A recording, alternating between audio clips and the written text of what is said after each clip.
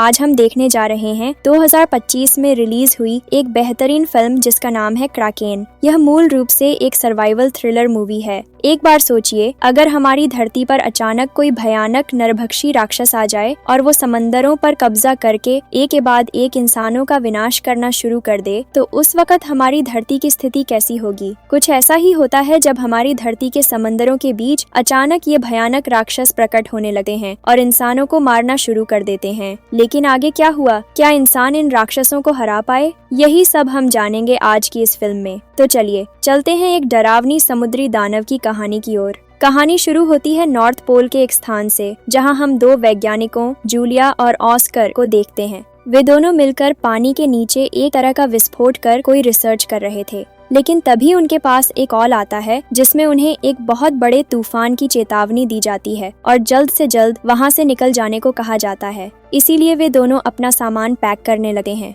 इसी बीच उसी क्षेत्र के एक समुद्र के नीचे एक सबमरीन दिखाई देती है, जहां एक रिसर्च टीम समुद्र की गहराई पर अध्ययन कर रही थी। लेकिन अचानक वे देखते हैं कि समुद्र की गहराई का पानी अजीब तरह से ऊपर की ओर उठने लगा है। उधर जूलिया ने जो स्कैनर लगाया था वह भी अजीब व्यवहार करने लगा और उसके आसपास की बर्फें फटने लगीं। ऑस्कर जल्द से जल्द बम विस्फोट करके अपना टास्क पूरा करना चाहता था। खतरा समझकर जूलिया जल्दी से सामान समेटकर वहां से भागना चाहती थी, लेकिन उनके पास बिल्कुल भी समय नहीं था, क्योंकि बर्फ इतनी तेजी से टूट रही थी कि अगर वे रुकते तो उसी बर्फ के नीचे दब जाते। इसलिए ऑस्कर जल्दी से जूलिया को खींचकर स्नो बाइक तक लाता है और दोनों मिलकर वहां से भागने की कोशिश करते हैं। मगर बर्फ टूटे टूटे इतनी पास आ जाती है कि वे लगभग उसमें फंस ही जाते हैं और तभी समुद्र में उनके रिसर्च के लिए फेंके गए बम अचानक फटने लगते हैं। चूंकि वे बम पानी की धारा में ऊपर आ गए थे, इसीलिए उनके विस्फोट से एक विशाल सुनामी बन जाती है। उस सुनामी की वजह से उनका बेस कैंप पूरी तरह से पानी में डूब जाता है और आसपास की हर चीज तबाह होने लगती है।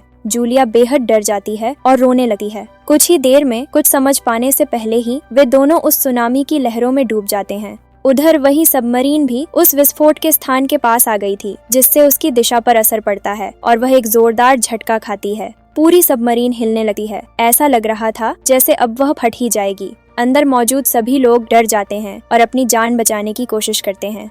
लेकिन थोड़ी ही देर में उन्हें एहसास होता है कि उनकी सबमरीन के साथ कोई चीज बार बार टकरा रही है। इससे अंदर दबाव बहुत बढ़ने लगा है और धीरे धीरे इंजन भी खराब होने लगे हैं। सबमरीन के अलग अलग हिस्से टूटने लगे हैं। असल में उस विस्फोट की वजह से समुद्र की गहराई में छिपा एक भयानक जीव जाग जाता है, जो लगभग हजारों सालों से सोया हुआ था। उस प्राणी के हमले से पूरी सबमरीन तबाह हो जाती है और समुद्र की गहराई में डूब जाती है। इसके बाद उसका कोई सुराग नहीं मिलता। अब हम अमेरिका के एक नेवी कमांडर को देखते हैं, जिसका नाम है ग्रब। उसे एक नोटिस मिलता है जिसमें बताया जाता है कि उनका आखिरी मिशन जिस सबमरीन को भेजा गया था वह नॉर्थ पोल के बीच लापता हो गई है और उसका कोई पता नहीं चल रहा है। यह सुनकर ग्रब हैरान रह जाता है, क्योंकि वह मिशन इतना सुरक्षित था कि ऐसा होना नामुमकिन था। इसलिए वह एक स्पेशल असाइनमेंट पर साइन करता है ताकि हर संभव प्रयास से उस सबमरीन की खोज की जा सके। इसके बाद हम देखते हैं सर्च मिशन के लीडर विक्टर को, जो अपनी पूरी टीम के साथ खोई हुई सबमरीन की तलाश में निकलता है। उनके डिप्टी कमांडर गुस्कोप सभी सिस्टम चेक करवाकर सबमरीन स्टार्ट करने का आदेश देते हैं। कुछ ही देर में वे समुद्र की गहराई में उतरना शुरू कर देते हैं। जब सबमरीन सतह पर थी तब विक्टर और गुस्कोप मौसम की स्थिति की जांच करते हैं और पाते हैं कि सब कुछ ठीक है। इसलिए वे सबमरीन को नीचे समुद्र की गहराइयों में ले जाते हैं। वहां पहुंचकर विक्टर सभी को निर्देश देता है कि वे पानी में गैस ट्रेस करें ताकि खोई हुई सबमरीन की लोकेशन का पता लगाया जा सके। फिर हम वापस नॉर्थ पोल का दृश्य देखते हैं, जहां जूलिया और ऑस्कर किसी तरह उस सुनामी से बच गए हैं और अब अपनी टीम के अन्य सदस्यों की तलाश कर रहे हैं। लेकिन आसपास कोई नजर नहीं आता। जूलिया को एक ट्रैकिंग बुक मिलती है जिसमें समुद्र से जुड़ी कई जानकारियां होती हैं। इसी बीच विक्टर की सबमरीन टीम आसपास के क्षेत्र की जांच करते हुए देखती है कि वे एक ऐसी जगह पहुंच गए हैं जहां बहुत सारे व्हेल हैं। यह सबमरीन के लिए खतरनाक हो सकता है, क्योंकि इतनी गहराई में इतने सारे व्हेल का एक साथ होना सामान्य नहीं है। इसलिए किसी बड़े हादसे से बचने के लिए विक्टर सबमरीन को और भी गहराई में ले जाने का निर्देश देता है। लेकिन व्हेल के कारण सबमरीन को झटके लगने लगते हैं। तब विक्टर सायरन बजाने का आदेश देता है ताकि डरकर व्हेल दूर चले जाएं, और यह तरीका काम भी करता है। जैसे ही वे और नीचे जाते हैं, अचानक एक अजीब सी आवाज सुनाई देती है और कुछ ही पलों में जोरदार गर्जना होती है, जिससे पूरी सबमरीन हिलने लगती है। वे देखते हैं कि उनके आसपास कुछ विशाल चीज हिल रही है। जब वे गौर से जांच करते हैं तो समझ में आता है कि वह एक माइथोलॉजिकल दानव है जिसका नाम है क्रैकन। यह वही जीव है जिसके बारे में कुछ प्राचीन पुस्तकों में उल्लेख है, लेकिन कभी किसी ने इसे अपनी आंखों से नहीं देखा। इसलिए विक्टर और उसकी टीम को यह बात पूरी तरह से अविश्वसनीय लगती है। विक्टर तुरंत इमरजेंसी सिग्नल ऑन कर देता है और कहता है कि सबमरीन को वहां से हटाया जाए ताकि क्रैकन को उनका अस्तित्व पता न चल सके। लेकिन समस्या यह है कि वे उस समय एक ऐसी जगह पर थे जो चारों ओर से बर्फ से ढकी हुई थी, यहाँ तक कि समुद्र की अत्यंत गहराई तक भी। कोई और रास्ता न देकर वे सबमरीन को बर्फ के अंदर घुसा देते हैं। सबमरीन बर्फ को तोड़ते हुए अंदर जाती है, जिससे शुरुआती तौर पर इंजन में काफी दिक्कतें आती हैं। फिर वे विशाल बर्फ की चट्टानों के बीच पहुंच जाते हैं और सबमरीन को रोक देते हैं। विक्टर धीरे धीरे सबमरीन को और गहराई में ले जाने को कहता है। इसके बाद हम समुद्र की सतह का दृश्य देखते हैं। यह वही जगह है जहां वैज्ञानिक रिसर्च के लिए आए थे। अब वहां चारों ओर लाशें पड़ी हैं, क्योंकि वे सब बर्फ के नीचे दबकर मर चुके थे। विक्टर की सबमरीन में एक खास कैमरा था, जिसे वह अपनी टीम के साथ बर्फ की परत के ऊपर भेजता है ताकि वहां की स्थिति की जांच हो सके। क्योंकि वहां रिसर्च के लिए बहुत सारे वैज्ञानिक आए थे, अगर कोई जिंदा हो तो उसे बचाया जा सके। तभी कैमरे के जरिए विक्टर देखता है कि जूलिया और ओनेस्कर अब भी जीवित हैं। यह देखकर वह बेहद खुश होता है और सबमरीन को ऊपर की ओर जाने का आदेश देता है ताकि उन्हें बचाया जा सके। कुछ ही देर में सबमरीन बर्फ को चीरते हुए सतह पर पहुंचती है। टीम के कुछ सदस्य जूलिया और ओनेस्कर के पास जाते हैं। जूलिया उन्हें बताती है कि वे दोनों एक जियोलॉजिकल कंडक्टिंग रिसर्च के लिए वहां आए थे और बर्फ में फंस गए थे। वह पूरी घटना समझाती है, कैसे बर्फ टूटने लगी थी, समुद्र का जलस्तर बढ़ गया था और उनके रिसर्च बम विस्फोट हो गए थे। विक्टर को एहसास होता है कि यही वह जगह है जहां से उनकी सबमरीन खो गई थी। इसके बाद सबमरीन की पूरी टीम ऑस्कर और जूलिया को अपने साथ सबमरीन में ले आती है। वे फिर से उस खोई हुई सबमरीन की खोज में आगे बढ़ना चाहते हैं, लेकिन तभी गुस्कोप विक्टर को रोकता है और कहता है कि हेड ऑफिस को तुरंत सूचित किया जाए कि उन्होंने समुद्र की गहराई में एक विशालकाय माइथोलॉजिकल क्रीचर क्रैकन को देखा है। क्योंकि वह जीव इतना ताकतवर है कि अकेले ही पूरी सबमरीन को नष्ट कर सकता है, इसलिए हेड ऑफिस को सूचना देना जरूरी है। अगर कोई हमला होता है तो वे शायद सिग्नल भेजने का समय भी न निकाल पाएं। लेकिन विक्टर यह मामला बड़ा नहीं बनाना चाहता था।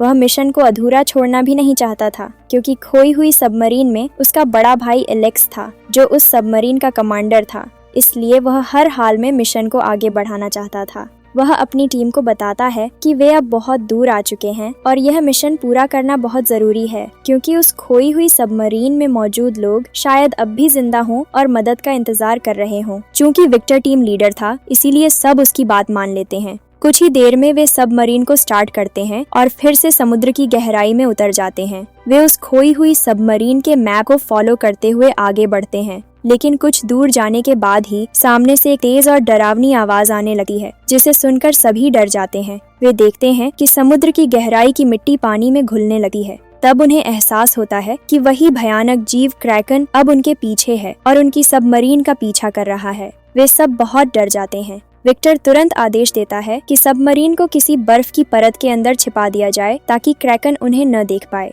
तभी वे देखते हैं कि समुद्र के नीचे एक ऑयल माइन है और क्रैकन उस दिशा में जा रहा है। जैसे ही क्रैकन थोड़ा दूर होता है, वे अपनी सबमरीन को बर्फ की परत के नीचे छिपा देते हैं। उधर ऑयल माइन में कुछ लोग काम कर रहे होते हैं। उनमें से एक व्यक्ति बाहर शीशे से देखता है कि क्रैकन ने पूरी सबमरीन को घेर लिया है। उस विशाल जीव को देखकर वह कांपने लगता है। फिर क्रैकन ऑयल माइन पर हमला करता है और उसे पूरी तरह तबाह कर देता है। शीशा टूट जाता है और पानी अंदर घुसने लगता है। चूंकि वहाँ तेल था, इसलिए पूरा इलाका विस्फोट में उड़ जाता है और सब मारे जाते हैं। विक्टर की सबमरीन से कैमरे के जरिए वे सब यह दृश्य देख पाते हैं और समझते हैं कि क्रैकन कितना खतरनाक है। वे सोच ही रहे थे कि क्रैकन चला गया, तभी वह दानव फिर से उनकी सबमरीन पर हमला करता है। दूर से ही वह अपनी पूंछ से सबमरीन पर वार करता है। इससे सबमरीन हिलने लगी है और अंदर मौजूद सभी लोग डर से चीखने लगते हैं। गुस्को कहता है कि यह सब विक्टर की गलती है। वह फिर टॉर्पीडो लॉन्च करने को कहता है। विक्टर और गुस्कोप के कमांड पर टीम जल्दी से 2 टॉर्पीडो तैयार करती है और क्रैकन की ओर दागती है। विस्फोट होता है और सबको लगता है कि क्रैकन मर गया। वे कुछ देर के लिए राहत महसूस करते हैं। गुस्कोप विक्टर का अपमान करता है और कहता है कि वह लीडर बनने लायक नहीं है, लेकिन तभी एक क्रू मेंबर चिल्लाकर बताता है कि क्रैकन अब भी जिंदा है और धीरे धीरे मूव कर रहा है। फिर से टॉर्पीडो छोड़े जाते हैं, लेकिन उसका भी कोई असर नहीं होता। गुस्कोप बेहद निराश हो जाता है और समझ जाता है कि नेतृत्व करना इतना आसान नहीं है। तभी विक्टर फिर से कमान संभालता है और कहता है कि इतने बड़े दानव को मारना नामुमकिन है, इसलिए अब भागना ही सबसे अच्छा उपाय है। टीम सबमरीन की स्पीड तेज कर देती है, लेकिन क्रैकन फिर हमला करता है और सबमरीन का एक हिस्सा बुरी तरह क्षतिग्रस्त हो जाता है। विक्टर के सिर में चोट लगती है और वह बेहोश हो जाता है। सबमरीन के इलेक्ट्रॉनिक उपकरण फेल हो जाते हैं, शॉर्ट सर्किट होता है और सबमरीन नियंत्रण खोकर समुद्र की गहराई में टकरा जाती है। इंजन बंद हो जाता है। क्रैकन पूरी सबमरीन को घेर लेता है। इंजन रूम में आग लग जाती है। क्रू इमरजेंसी सिग्नल चालू करता है, लेकिन कोई सिग्नल काम नहीं करता। टॉर्पीडो रूम में भी आग फैल जाती है। आग बुझाने के लिए क्रू खुद उस पर कूद जाता है। एक समय पर टॉर्पीडो रूम में विस्फोट हो जाता है और कुछ लोग घायल हो जाते हैं। जो लोग अब भी सुरक्षित थे वे आग बुझाते हैं, घायलों को बचाते हैं और उस जगह को सील कर देते हैं। धीरे धीरे आग पर काबू पाया जाता है। सभी घायल लोगों का इलाज शुरू होता है, क्योंकि सबमरीन में पहले से ही मेडिकल उपकरण मौजूद थे। यहाँ हम जूलिया को देखते हैं, जो मेडिकल टीम की सबसे ज्यादा मदद कर रही थी। उसे मेडिकल का अच्छा ज्ञान था, इसलिए वह हर एक क्रू मेंबर का इलाज कर रही थी। इसी तरह जूलिया कई घंटे तक लगातार काम करती रही। चूँकि विक्टर आज घायल हो गया था, वह एक कमरे में बैठकर आराम कर रहा था। लेकिन कुछ देर बाद जूलिया उसके पास आती है। जूलिया तब विक्टर से कहती है कि अब उन्हें सच में यह मिशन बंद कर देना चाहिए, क्योंकि उसने खुद अपनी आंखों से देखा है कि समुद्र के बीचों बीच कितना बड़ा एक क्रैकन घूम रहा है। तो क्या उसे लगता है कि वह सबमरीन अब भी वहाँ है, या उसमें कोई इंसान जीवित है? उसे तो बिल्कुल ऐसा नहीं लग रहा, बल्कि उसे लग रहा है कि उस सबमरीन में कोई भी जीवित नहीं है। यह सुनकर विक्टर बहुत उदास हो जाता है, क्योंकि वह अपने भाई एलेक्स को लेकर चिंतित था। तभी सबमरीन की एक टीम आकर विक्टर को बताती है कि कंट्रोल रूम में एक अजीब सिग्नल की आवाज आ रही है, लेकिन वह सिग्नल किस चीज का है यह साफ समझ में नहीं आ रहा। यह सुनकर विक्टर तुरंत कंट्रोल रूम की ओर दौड़ जाता है। वह हेडफोन कान में लगाकर उस सिग्नल को समझने की कोशिश करता है। हालांकि उसमें कुछ भी साफ नहीं सुनाई दे रहा था, फिर भी वह सभी से कहता है उसे पूरा यकीन है कि यह सिग्नल उसका भाई एलेक्स ही भेज रहा है। जरूर उनकी सबमरीन अभी भी सुरक्षित है और वे जीवित हैं, वरना अचानक यह सिग्नल कैसे आता? विक्टर तब सभी को रेस्क्यू मिशन जारी रखने के लिए कहता है, लेकिन कोई भी उसकी बात सुनना नहीं चाहता था, क्योंकि सभी को अपनी जान का डर था। इस जगह का हर एक पल जैसे मौत से लड़ने के बराबर था, इसलिए सभी चाहते थे कि यहीं पर मिशन खत्म करके वापस चला जाए। तब विक्टर सभी से कहता है, क्या आपको याद है जब हम नेवी में भर्ती हुए थे, तब हमने एक शपथ ली थी। हमने वादा किया था कि हम हमेशा अपनी जिम्मेदारी पर अडिग रहेंगे, चाहे जान ही क्यों न चली जाए, हम पीछे नहीं हटेंगे। तो अब जब हमारे ऊपर यह मिशन सौंपा गया है, तो यह भी हमारी ही जिम्मेदारी है। फिर सिर्फ जान के डर से हम अपनी जिम्मेदारी से कैसे पीछे हट सकते हैं? विक्टर आगे कहता है, सोचिए, हम समुद्र की गहराई में फंसे हुए हैं, जहां क्रैकन जैसे भयानक दैत्य घूम रहे हैं, और हमारी सबमरीन भी ठीक से काम नहीं कर रही। लौटने का कोई रास्ता नहीं है। हम टीम की ओर से मदद का इंतजार कर रहे हैं, लेकिन कोई हमें बचाने नहीं आ रहा। धीरे धीरे हम समुद्र की गहराई में ही मरते जा रहे हैं। तब वह पल कैसा लगेगा? जो लोग उस सबमरीन में फंसे हैं, उनके साथ भी अभी वही हो रहा है। अब आप ही बताइए, क्या आप जान के डर से अपनी जिम्मेदारी से पीछे हटेंगे, या जिम्मेदारी उठाकर इंसानों की जान बचाएंगे? विक्टर की इन बातों को सुनकर सभी बहुत प्रेरित हो जाते हैं। वे सभी मिलकर फिर से पूरी ताकत के साथ रेस्क्यू मिशन शुरू कर देते हैं। सबमरीन के इंजन में सब कुछ ठीक से सेटअप करने के बाद क्रू मेंबर्स दोबारा सबमरीन को आगे बढ़ाने लगते हैं। विक्टर बहुत खुश होता है, क्योंकि सभी ने उसकी बात मानी थी। सबमरीन धीरे धीरे लगभग 1000 मीटर की गहराई में पहुंच जाती है। क्रू मेंबर्स तब बताते हैं कि वे सबमरीन की अधिकतम सीमा पर पहुंच गए हैं, क्योंकि 1000 मीटर ही उनकी सबमरीन की मैक्सिमम लिमिट है। इससे नीचे जाना संभव नहीं है, लेकिन चूंकि अब वे उस सीमा तक पहुंच चुके हैं, देखा जाता है कि पानी के दबाव के कारण सबमरीन में समस्याएं आने लगती हैं। यहाँ तक कि कुछ नट बोल्ट भी ढीले होने लगते हैं। तब विक्टर सबमरीन को थोड़ा ऊपर ले जाने के लिए कहता है। उसी समय पीटर नामक एक क्रू मेंबर बताता है कि वे एक अंडर वाटर रिवाइन खाई के पास पहुंच गए हैं। यह एक विशाल खाई है जिसकी गहराई 5000 मीटर से भी ज्यादा है। वे अब खाई के ठीक ऊपर मौजूद हैं। खाई को देखकर ही समझा जा सकता था कि इसकी गहराई कितनी ज्यादा हो सकती है। विक्टर तब सबमरीन का इंजन बंद कर देता है और उसे वहीं तैरने देने के लिए कहता है। वह खुद एक स्पेशल सूट पहनकर सबमरीन से बाहर निकलने का फैसला करता है और उस खाई में उतरकर देखना चाहता है कि कहीं सबमरीन वहां तो नहीं है। विक्टर के इस फैसले से सभी हैरान हो जाते हैं, लेकिन वह लीडर था, इसलिए वे उसके फैसले को मान लेते हैं। सबमरीन को वहीं रोक दिया जाता है। इसके बाद विक्टर ऊकी नाम के एक लड़के को बुलाकर डाइविंग के लिए तैयार होने को कहता है। बहुत ही कम समय में विक्टर तैयार हो जाता है। जब वह सबमरीन से बाहर निकलने वाला होता है तो गोस्कोप उसे रोकता है। वह कहता है, तुम जो करने जा रहे हो वह बिल्कुल सही नहीं है। मुझे नहीं लगता कि वह सबमरीन ठीक ठाक है, क्योंकि हर सबमरीन की एक प्रेशर लिमिट होती है और अगर वह 5000 मीटर से नीचे उस खाई में चली गई हो तो उसका तो नष्ट हो जाना तय है। फिर भी तुम वहां जाना चाहते हो, इसमें तुम्हारी जान भी जा सकती है। फिर भी विक्टर सब कुछ एक बार खुद चेक करना चाहता है। तभी यूकी कहता है कि वह भी जाएगा, क्योंकि वह कभी भी अपने साथी को इतने बड़े खतरे में अकेला नहीं छोड़ सकता। इसके बाद विक्टर और यूकी अपने स्पेशल रेस्क्यू बोट में बैठकर खाई की गहराई में उतरते हैं। चारों ओर सिर्फ अंधकार ही अंधकार था, लेकिन बोट में मौजूद खास लाइट्स की वजह से वे आसपास कुछ देख पा रहे थे। इस तरह वे खाई के लगभग 1700 मीटर गहराई तक पहुंच जाते हैं, लेकिन इतनी गहराई में आने के बाद भी उन्हें कुछ खास दिखाई नहीं देता। विक्टर गहराई बढ़ाने को कहता है। लगभग 2000 मीटर नीचे जाने के बाद वे दूर से कुछ चीजें देखते हैं। पास जाने पर देखा जाता है कि वहाँ कई छोड़े गए जहाज और सबमरीन पड़ी हैं। वे समझ जाते हैं कि यहाँ कई जहाज और सबमरीन गुम हो चुके हैं, कई लोग मारे गए हैं। लेकिन वे तब सबसे ज्यादा चौंक जाते हैं जब वे देखते हैं कि टाइटैनिक का मलबा भी वहाँ मौजूद है। इससे साफ हो जाता है कि वे टाइटैनिक दुर्घटना की जगह तक पहुँच चुके हैं, लेकिन वे वहाँ कोई हाल ही में डूबी हुई सबमरीन नहीं देखते। वहाँ की हर चीज पुरानी और छोड़ी हुई थी। विक्टर यूकी से कहता है कि वे और नीचे जाएं, क्योंकि हो सकता है वह सबमरीन किसी खाली जगह पर पड़ी हो। यूकी ऐसा ही करता है। लगभग 1000 मीटर और नीचे जाने पर वे एक नई सबमरीन देखते हैं, जो देखने से परित्यक्त नहीं लगती, और पास जाकर वे पक्के तौर पर समझ जाते हैं यही वह खोई हुई सबमरीन है। विक्टर की खुशी का ठिकाना नहीं रहता, क्योंकि उसका अनुमान सही साबित होता है। वे जरा भी समय बर्बाद किए बिना सबमरीन के साथ अपनी बोट को जोड़ने की कोशिश करते हैं। हालांकि शुरुआत में यह कठिन था, लेकिन यूकी की कुशलता से वे बोट को सबमरीन के साथ अटैच करने में सफल हो जाते हैं। इसके बाद वे सबमरीन का दरवाजा खोलकर अंदर प्रवेश करते हैं। ऊपर का ढक्कन खोलने के बाद भी अंदर एक और ढक्कन होता है, जिसे वे दोनों मिलकर बहुत मेहनत के बाद खोल पाते हैं। ढक्कन खोलते ही वे देखते हैं कि सबमरीन के अंदर अब भी कई लोग जिंदा हैं। हालांकि सबमरीन का बड़ा हिस्सा पानी में डूब चुका है, फिर भी जो बचे हैं वे बहुत मुश्किल से जिंदा रहने की कोशिश कर रहे हैं। विक्टर जैसे अपनी जान में जान पा लेता है, क्योंकि वह देखता है कि उसका भाई एलेक्स भी वहाँ मौजूद है।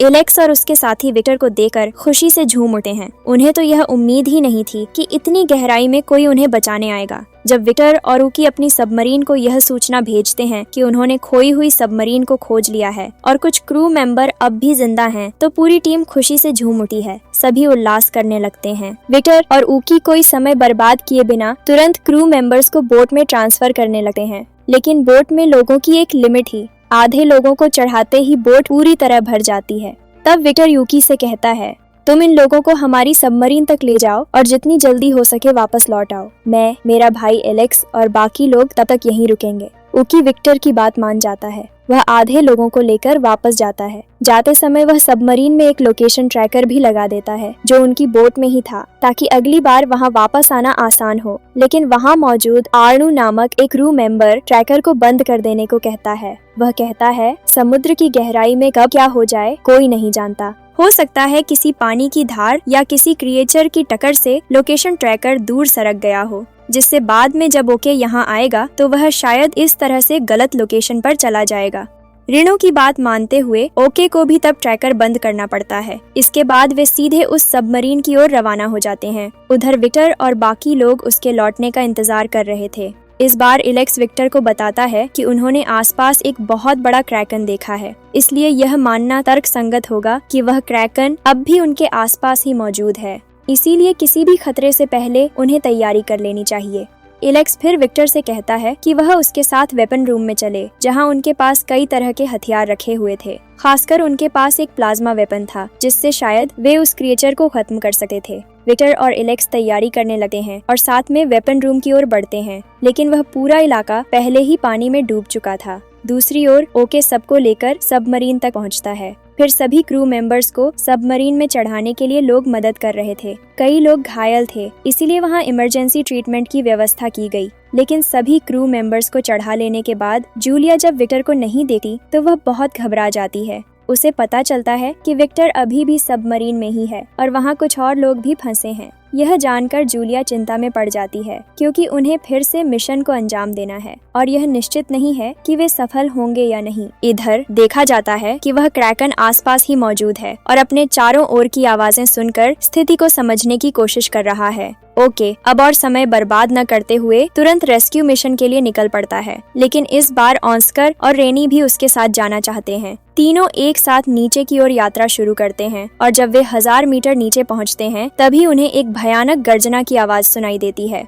ओके समझ जाता है कि यह क्रैकन की ही आवाज है, मतलब वह उनके बिल्कुल आसपास है। उधर गोस्कोप और उसकी टीम भी वह आवाज सुनकर अपने मॉनिटर से चेक करने लगते हैं। थोड़ी ही देर में वे देखते हैं कि क्रैकन उनकी सबमरीन के ठीक सामने आ चुका है और किसी भी वक्त हमला कर सकता है। इसीलिए गोस्कोप कहता है कि अब किसी के लिए इंतजार करने का समय नहीं है। अगर अपनी जान बचानी है तो अभी सबमरीन को यहाँ से निकालना होगा, नहीं तो सब मारे जाएंगे। क्योंकि अगर क्रैकन ने सबमरीन पर हमला किया तो तेज प्रेशर के कारण सबमरीन में पानी घुसना शुरू कर देगा। सभी समझ जाते हैं कि गोस्कोप सही कह रहा है, इसलिए वे सबमरीन को हटाने की कोशिश करने लगे हैं। उधर क्रैकन चलते चलते अपने शरीर से एक बड़ा पत्थर सबमरीन पर गिरा देता है, जिससे सबमरीन हिलने लगी है और इलेक्ट्रिक लाइन में भी समस्या आने लगी है। अचानक सबमरीन के अलग अलग हिस्सों में प्रेशर बढ़ने लगा है और अंदर पानी घुसना शुरू हो जाता है। सभी बहुत डर जाते हैं और जी जान से कोशिश करते हैं कि पानी का बहाव रोका जाए, क्योंकि अगर ऐसा नहीं हुआ तो सबमरीन डूब जाएगी।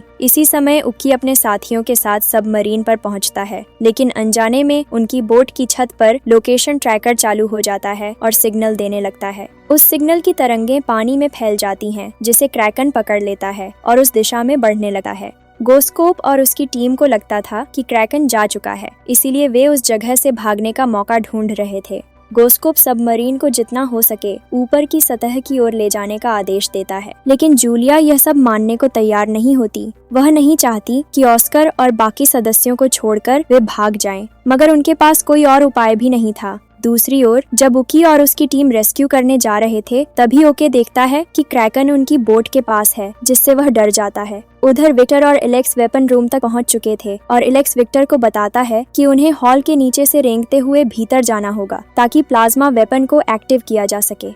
ओके तब अपनी स्पेशल बोट को सबमरीन से जोड़ता है और तेजी से क्रू मेंबर्स को बोट पर चढ़ाने की कोशिश करता है, क्योंकि किसी भी वक्त क्रैकन हमला कर सकता था। तभी क्रैकन की आवाज भी सुनाई देने लगी है, जिससे सभी डर जाते हैं। दूसरी ओर एलेक्स और विक्टर प्लाज्मा वेपन तक पहुंच जाते हैं। एलेक्स तब विक्टर को एक्टिवेशन इंस्ट्रक्शन देता है और जल्दी करने को कहता है, लेकिन तभी एलेक्स डर जाता है, क्योंकि वह क्रैकन की जोरदार आवाज सुनता है। यह साफ था कि क्रैकन उनकी तरफ ही बढ़ रहा है। खतरे का संकेत पाकर ओके सभी को जल्दी से भीतर घुसाकर दरवाजा बंद कर देता है, लेकिन तब तक क्रैकन चारों ओर से उन्हें घेर लेता है। वेपन रूम में लगातार पानी घुस रहा था, हालात लगातार बिगड़ रहे थे। एलेक्स जल्दी से विक्टर को प्लाज्मा वेपन एक्टिव करने को कहता है। इधर क्रैकन सबमरीन पर हमला शुरू कर देता है और सबमरीन बुरी तरह हिलने लगी है। इससे विक्टर पूरी कोशिश के बावजूद प्लाज्मा वेपन एक्टिव नहीं कर पा रहा था, क्योंकि उसके हाथ कांप रहे थे। आखिरकार वह एक बटन दबा देता है और कुछ ही देर में वेपन एक्टिव हो जाता है।